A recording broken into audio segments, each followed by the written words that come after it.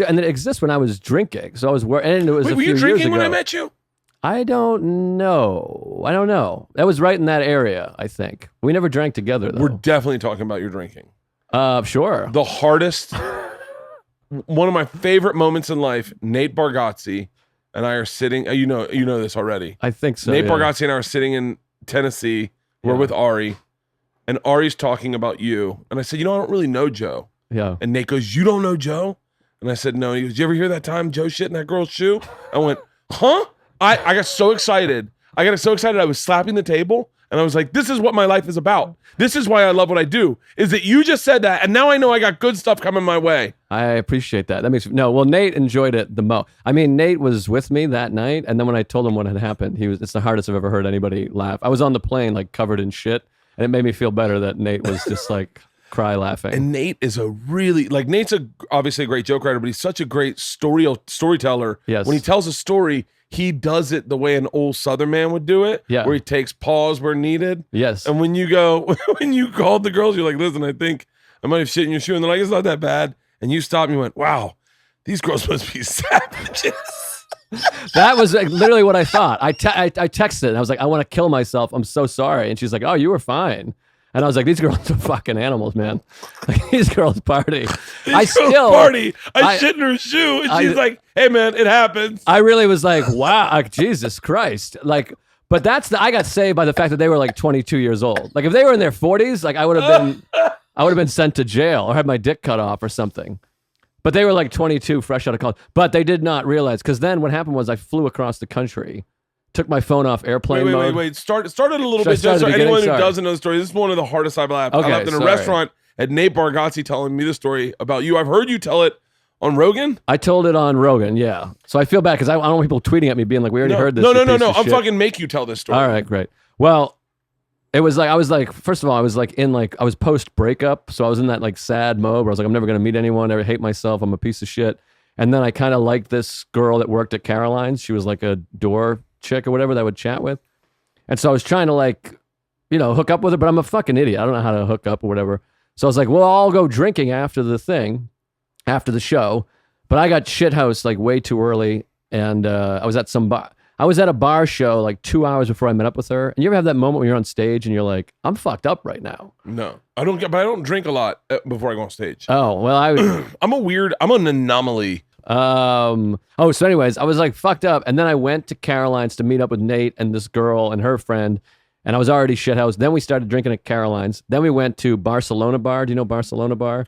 It's a great bar. It's in New York. It's on 8th Avenue. It's a shot bar where they it's the whole specialty shots, and they do all these themed shots. Like they do like a Full Metal Jacket, and they give you like a helmet, and he starts being like, get down and give me 20, you piece of shit, fucking fat, whatever. Yeah. And they do like that kind of stuff. There's a Harry Potter where they shoot fire. It's a whole thing.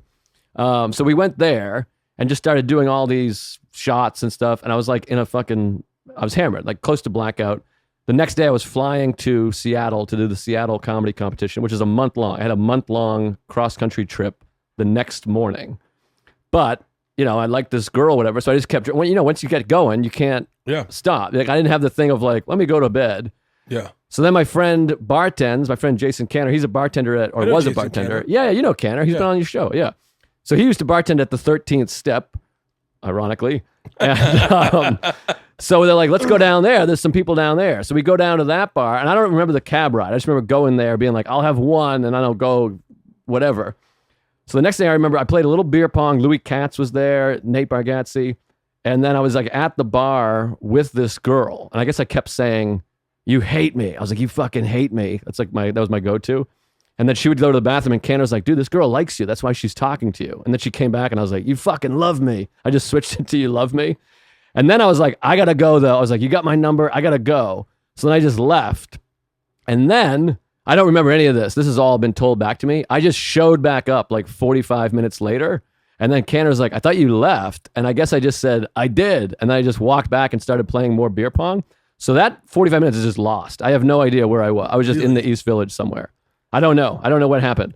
But then I took a cab back to Queens with these two girls. And then I remember throwing up outside of a bodega and then going in to buy more beer. Like that's like in and out. Did they see you throw up?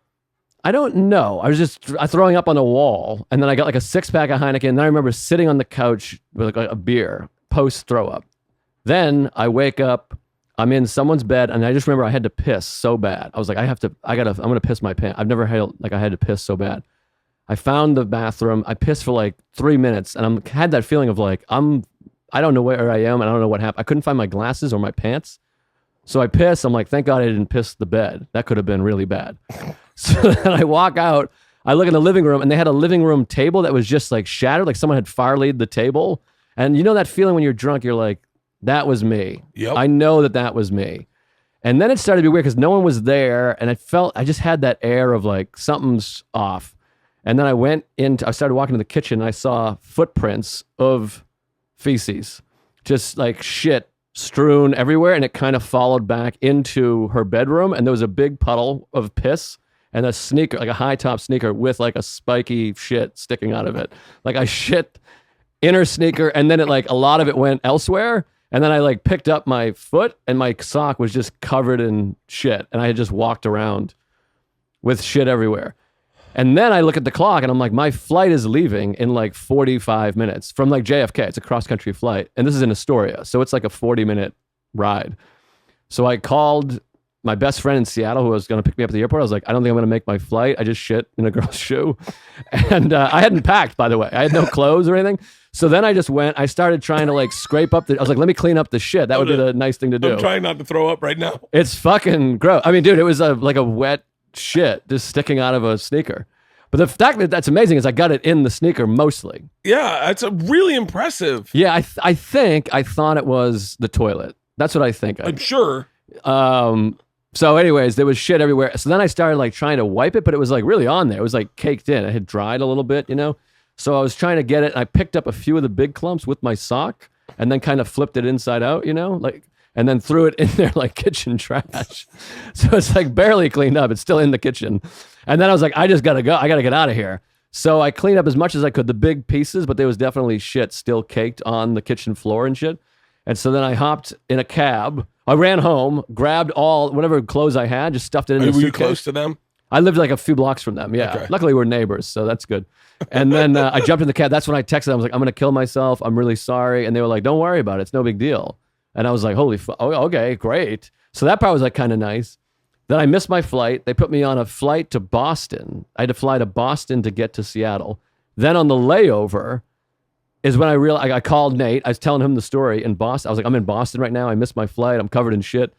I didn't realize I was covered in shit. I just thought I shit everywhere. And then I was on the plane, and I literally crossed my leg like this and just saw there was shit all the way up my pant leg, and it was on my actual like ankle. And I just slowly put my leg back down and kind of opened the vent and just was like, all right. And luckily it's Boston to Seattle, so it's like a 3,000-mile flight. Yeah. Then I landed, and because of the delay, like I was like showtime. Like I got picked up at the airport and went straight to the first night of the contest. Did the show, hadn't showered, did the show with shit on my leg. Came in first place that night, which was pretty cool. Really? Yeah, that was pretty exciting. And then I came off, I went back to my friend's house, showered, and I had to like literally pull shit out of my leg hair. And I just sat in the shower for like half hour, started crying. And I just was started crying? Yeah, oh dude, I was crying. I was covered in shit. I was like, I am a piece of shit. I have pieces of shit. Literally. I was trying to like cram little pieces of shit down the shower drain. Oh my God. I mean, it was horrible. I felt so bad. And then when I landed, so that's when I landed, I took my phone off of airplane mode. And that's when I got the text being like, holy shit, we had no idea how bad this was. And it was like, you owe Beth a new pair of Nikes. So then I ended up writing her like this long Facebook message, which I still have somewhere. I mean, it's on my Facebook Messenger. And then she was like, it's cool. Like, I hope you never get that drunk again, yada, yada. And I sent them a birthday card with $300 in cash in it with like another apology. So wait, when did you shit in their shoe? Do you remember? Well, here's the thing that's crazy. So they didn't know about it. So it must have been after they had left. Like they went to work, they have jobs. So like, this is the craziest part of the whole thing to me. It wasn't like 4 a.m. I shit in the girl's shoe at like 10:30 a.m. or whatever the fuck. It was like daytime. Like people were at work and I was just like, ugh. I don't exactly know. Like I blacked out. It was probably like 3 or 4 when we were hanging. But like I said, like they weren't aware of what had happened. So they must have already have left. So maybe between like 8 and 10 a.m. I took a big shit. And so then did you quit drinking then? No, I drank that night. Like that night I remember thinking, I mean, this is like alcoholic. This is like I like that night I remember like, well, I'm not going to stop drinking. So I might as well, I drank that night. I was like, I'll have a couple beers tonight with shit still on my leg from the previous night. At the show. Yes. And I kept drinking for another like couple years after that, 2 full years after that. What was your like you I mean I've never shit in it, but I've definitely pissed on someone's table. Well, that was the thing for me. Like all my friends were fuck ups too. We're all drunk comedian idiots. So I called a good buddy of mine who I think doesn't want to start there, but I told him and he was like, "Oh, I've done that like 6 times, dude."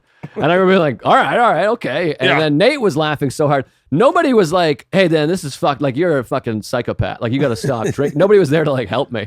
But I wasn't calling sober people. In those moments, you don't call people that are like sober because they're going to be like a bummer about it. Yeah. You call other drunks that are like hilarious. I love it. Yeah, and party.